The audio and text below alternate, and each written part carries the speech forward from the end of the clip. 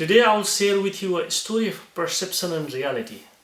On that, I will talk about how our perception is dependent upon our state of mind at that particular moment.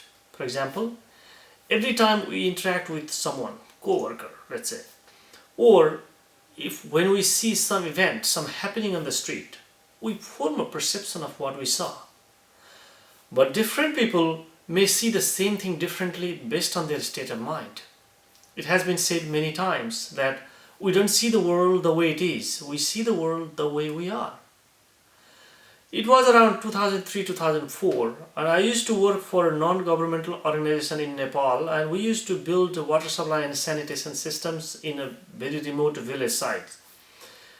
Then we would be gone from our offices to the community project sites for several days or sometimes weeks at a time.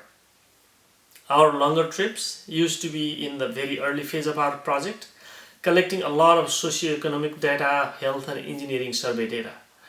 After long and exhaustive work in one community, we would move to another without returning home. And there was this time where we were done with one community and we were en route to another. We would stop for a day or two in towns in between. Those stays were great because that gave us some break also, and also we would be able to compile all the data and organize the paperwork before we go to the next community. People who have done all that much of data collection in paper format understand what I'm talking about. In my team we had 3 people, 2 female staff and myself. As we had agreed on the road, we decided to get right to the work late afternoon after being fresh. I took a nice cool shower on the hot summer day after a long and exhaustive road trip.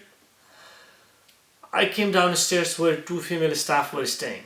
This lady had already started working on things. The shower felt good, but I was feeling pleasantly chilly, so my hands were in my fleece pockets, and there I was holding a small FM radio that accompanied me through the whole trip. I turned on the radio, and there was a known voice of this program host, which I never liked. In a fraction of a second, once I realized it's her, I turned off the radio before the staff could even realize that I turned on the radio. Since we were literally a couple hundred feet away from the radio station, the sound was very crisp clear, sounding like someone was really talking right next to us. The staff, very surprised, stopped her work and asked me, "Did you hear that?" Perhaps the way how she was asking me, a very perplexed and kind of scared, a funny or mischievous side of me took over and wanted to play a joke on her. Yes, it was mean of me, but we were coming back from a hard work and thought a little joke was due. And perhaps there was another side of it, that even though in those communities where superstitious beliefs were very rampant, and we were supposed to be the breaker of such superstitions, especially on the health and sanitation practices. And this staff member held a master's degree in sociology and was the most educated amongst us. But ironically, she walked around with some very superstitious belief herself. That was my justification of giving her a bit of a scare. I answered her, still hiding the radio though. "What? Wasn't that you? I heard a faint female voice too, but I thought you were saying something, no?" She was turning blue before I could even finish. My trick was certainly working. Since she was sometimes being doubtful and saying like, "No, you are pulling my leg," I had to work harder to get it going. I started making stories that even I am scared. This ghost may be targeting me or targeting just you. This drama went on for pretty much the whole evening through the dinner. So much so that she talked to the hotel manager in trying to change the room. But the hotel was fully booked. And others were too. There were some events going on that weekend in that town. She didn't have that option of moving away from that room. We all went to our rooms. She pretty much fully scared, and I pretending to be fully scared too. I watched some TV, locked my doors, locked my windows, and went to bed. I was deep in sleep when I felt something. Someone's hand on my face. I woke up with the pressure of that hand I tried to turn, but I could not, as the hand was pushing me even harder. I couldn't make a sound, I could not turn. I'm fully alert now, so much so that I could feel the tip of the fingers slipping between my lips. So vivid that I could feel the warmth of that finger and faint, salty taste of sweat. Somehow I managed to turn my head. Room is still dark. I turn on the light, find doors and windows all properly locked, just the way I did it before going to bed. Still bent down, looked under the bed to rule out that no one is out tricking me. Obviously there was no one.